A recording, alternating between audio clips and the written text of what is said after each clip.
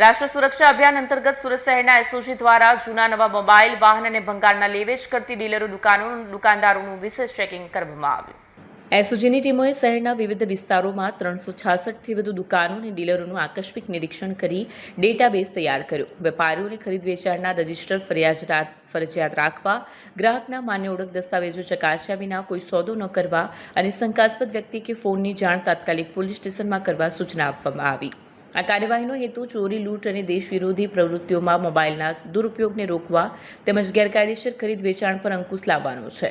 Surat SOG આ અભિયાન ભવિષ્યમાં પણ સતત ચાલુ રાખશે। કેમેરામેન હકીમ શેખ સાથે વસીમ હાસમીનો રિપોર્ટ, આઝાદ ન્યૂઝ, સુરત। એક ડ્રાઈવ ચાલી રહી છે જેમાં જૂના વાહન, જૂના મોબાઈલ અને જે સ્ક્રેપ એટલે કે ભંગારના વેપારી હોય એના જે લેવેચના જે રજિસ્ટર હોય એમાં વેચનાર હોય તેના નામ, નંબર, સરનામા અને એના આધાર કાર્ડ, પાન કાર્ડ તમામ વિગતો અને લેનાર તમામની અપડેટ રાખવા માટે સૂચના આપવામાં આવી છે। આની ચેકિંગ ચાલી રહ્યું છે અને ચોરીના મોબાઈલ અને ચોરીના વાહનો એ ધાડ, લૂંટ, મારામારી અને રાષ્ટ્ર વિરોધી કૃત્ય જેવા ગુનામાં વપરાતા હોય આ ડ્રાઈવ ચાલી રહી છે। ખૂબ મહત્ત્વની ડ્રાઈવ છે અને આમાં જો કોઈ પકડાશે તો કડકમાં કડક કાર્યવાહી કરવામાં આવશે।